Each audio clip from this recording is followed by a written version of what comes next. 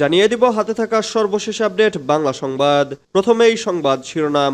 নোটের নতুন ডিজাইন চেয়েছে অর্থ মন্ত্রণালয়, পরিবর্তন হচ্ছে ব্যাংকের নোটের নকশা, বাদ যেতে পারে বঙ্গবন্ধুর প্রতিকৃতি। এরপর জানিয়ে দিব আওয়ামী লীগ নেতারা কখন কিভাবে পালিয়েছে, জানালেন স্বরাষ্ট্র উপদেষ্টা। এদিকে নির্ভয়ে পূজা মণ্ডপে যাবেন, সারা দেশে সেনা মোতায়েন রয়েছে বলেছেন সেনা প্রধান। আরও জানিয়ে দিব অপরাধ করে কেউ পার পাবে না, শাস্তি নিশ্চিত করা হবে বলেছেন অর্থ উপদেষ্টা। সর্বশেষ জানিয়ে দিব কেমন থাকবে আজকের আবহাওয়া। এতক্ষণ শুনছিলেন সংবাদ শিরোনাম, এবারে বিস্তারিত। তবে অনুরোধ থাকবে ভিডিওটিতে একটি লাইক করবেন এবং কমেন্ট করে জানিয়ে দিবেন কোন জেলা থেকে আপনি আমাদের এই ভিডিওটি দেখছেন। নোটের নতুন ডিজাইন চেয়েছে অর্থ মন্ত্রণালয়, পরিবর্তন হচ্ছে ব্যাংক নোটের নকশা, বাদ যেতে পারে বঙ্গবন্ধুর প্রতিকৃতি। বাংলাদেশ ব্যাংক ও অর্থ মন্ত্রণালয়ের একাধিক কর্মকর্তার তথ্য অনুসারে দেশের সব ধরনের ব্যাংক থেকে বঙ্গবন্ধু শেখ মুজিবুর রহমানের ছবি বাদ দেওয়া হতে পারে। সব ধরনের ব্যাংক নোটের নতুন ডিজাইন চেয়েছে অর্থ মন্ত্রণালয়। গত 29 সেপ্টেম্বর অর্থ বিভাগের ট্রেজারি ও ঋণ ব্যবস্থাপনা অনুবিভাগের উপসচিব এলিশ শর্মিন স্বাক্ষরিত এক চিঠিতে মন্ত্রণালয় বাংলাদেশ ব্যাংককে নতুন নোটের জন্য নির্দিষ্ট নকশার প্রস্তাব পাঠাতে অনুরোধ করেছে। অনুরোধের নতুন মুদ্রার নকশা প্রবর্তনের তত্ত্বাবধানকারী বাংলাদেশ ব্যাংকের মুদ্রা ও ডিজাইন অ্যাডভাইজারি কমিটির সুপারিশ চাওয়া হয়েছে। সম্প্রতি কেন্দ্রীয় ব্যাংক এবং অর্থ মন্ত্রণালয়ের একাধিক কর্মকর্তা নাম প্রকাশ না করার শর্তে সংবাদ মাধ্যমগুলোকে বলেন, সরকার ব্যাংক নোটে শেখ মুজিবের ছবি রাখতে চাইলে নতুন ডিজাইনের নোট ছাপানোর কোনো প্রয়োজন হতো না। চিঠিতে বলা হয়েছে, নতুন ডিজাইন ও বৈশিষ্ট্যের নোট প্রচলনে কি ধরনের ডিজাইন করা সমীচীন হবে তা বাংলাদেশ ব্যাংকের মুদ্রা ও ডিজাইন অ্যাডভাইজারি কমিটির সুপারিশ গ্রহণপূর্বক সুনির্দিষ্ট প্রস্তাব দ্রুততম সময়ের মধ্যে অর্থ বিভাগে প্রেরণ করার জন্য অনুরোধ করা হলো। বর্তমানে বাংলাদেশের 2 টাকা থেকে শুরু করে 1000 টাকা পর্যন্ত সব কাগজের নোটে বঙ্গবন্ধু শেখ মুজিবুর রহমানের ছবি রয়েছে। কোন কোন নোটের দুপাশে শেখ মুজিবের ছবি রয়েছে। এছাড়া ধাতব মুদ্রাগুলোতেও তার ছবি রয়েছে। নতুন ডিজাইনের এ প্রবর্তনের মাধ্যমে শেখ হাসিনার সরকারের অধীনে প্রতিষ্ঠিত মুদ্রামান থেকে একটি উল্লেখযোগ্য পরিবর্তন দেখা যেতে পারে। আওয়ামী লীগের নেতারা কখন কিভাবে পালিয়েছে, জানালেন স্বরাষ্ট্র উপদেষ্টা। ছাত্র জনতার আন্দোলনের মুখে গত 5 আগস্ট পদত্যাগ করে দেশ ছেড়ে পালিয়ে যান শেখ হাসিনা। এরপর আওয়ামী লীগের অনেক মন্ত্রী, এমপি ও বিভিন্ন পর্যায়ের নেতাও দেশ ছাড়েন।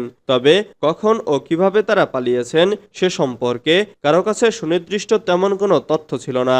অবশেষে সেই তথ্য জানিয়েছেন স্বরাষ্ট্র উপদেষ্টা লেফটেন্যান্ট জেনারেল মোহাম্মদ জাহাঙ্গীর আলম চৌধুরী। শনিবার 5 অক্টোবর বিকেলে রাজধানীর উত্তরা এপিবিএন সদর দপ্তরে এক অনুষ্ঠান শেষে সাংবাদিকদের প্রশ্নের জবাবে তিনি বলেন, বিগত সরকারের নেতা ও আইনশৃঙ্খলা বাহিনীর শীর্ষ পর্যায়ের কর্মকর্তাদের অনেকেই আগস্টের প্রথম সপ্তাহে সীমান্ত দিয়ে পালিয়ে গেছেন। জাহাঙ্গীর আলম আরও বলেন, গত 5, 6 ও 7 আগস্ট তারা পালিয়ে গেছেন। তবে এখন পালানো দুরূহ হয়ে গেছে। বর্ডার এলাকায় নিরাপত্তা জোরদার করা হয়েছে। অকারণে আসামি করার অভিযোগের বিষয়ে তিনি বলেন, এখন কোনো মামলা পুলিশ বাদী হয়ে করছে না, মামলাগুলো করছে সাধারণ জনগণ। অনুসন্ধানে যে দোষী সাব্যস্ত হবে তার বিরুদ্ধে ব্যবস্থা নেওয়া হবে। প্রভাবশালী আওয়ামী লীগ নেতাদের গ্রেফতার নিয়ে সাংবাদিকদের প্রশ্নের জবাবে স্বরাষ্ট্র উপদেষ্টা বলেন, আমাদের দায়িত্ব তাদের গ্রেফতার, আপনাদের দায়িত্ব আমাদের তথ্য দেওয়া। আইনশৃঙ্খলা বাহিনী কাজ করছে, আপনারাও অনুসন্ধানী সাংবাদিকতা করুন। তিনি বলেন, পলাতকদের তথ্য পেলে কাউকে ছাড় দেওয়া হবে না। তথ্য প্রদানের জন্য প্রয়োজনে খরচের ব্যয় ভাড়া বহন করা হোক। এ সময় গণঅভ্যুত্থানে গুরুতর আহতদের প্রয়োজনে বিদেশে পাঠানোর ব্যবস্থা করা হবে বলেও জানান জাহাঙ্গীর আলম চৌধুরী। নির্ভয়ে পূজা মণ্ডপে যাবেন, সারা দেশে সেনা মোতায়েন রয়েছে বলেছেন সেনা প্রধান।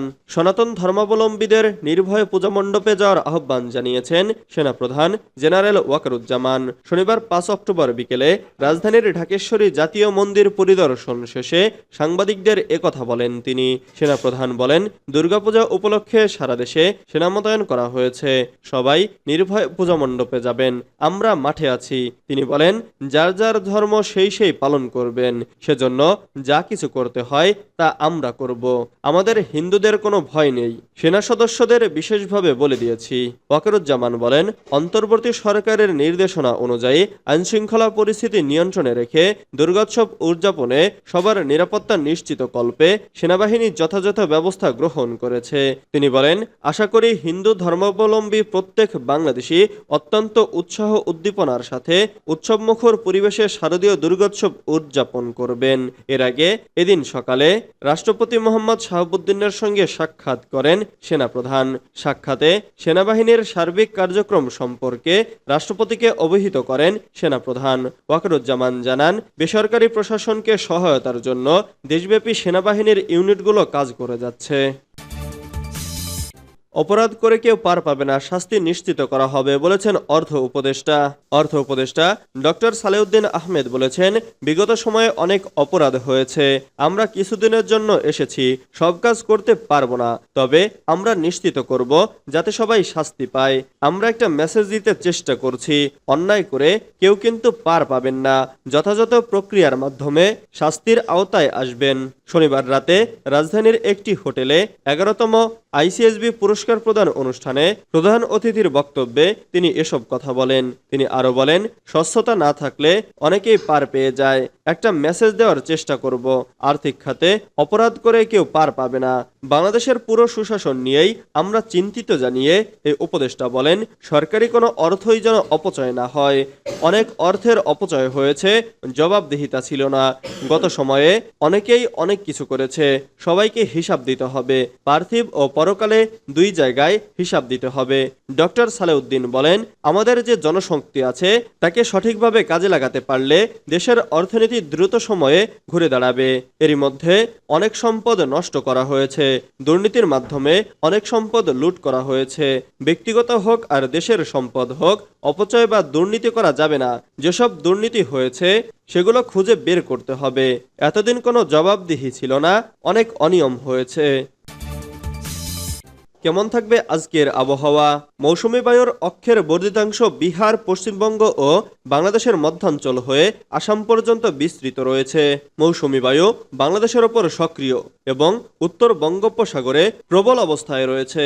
এর ফলে উত্তর বঙ্গোপসাগরে সৃষ্ট লঘুচাপের প্রভাবে সহসাই বন্ধ হচ্ছে না বৃষ্টি।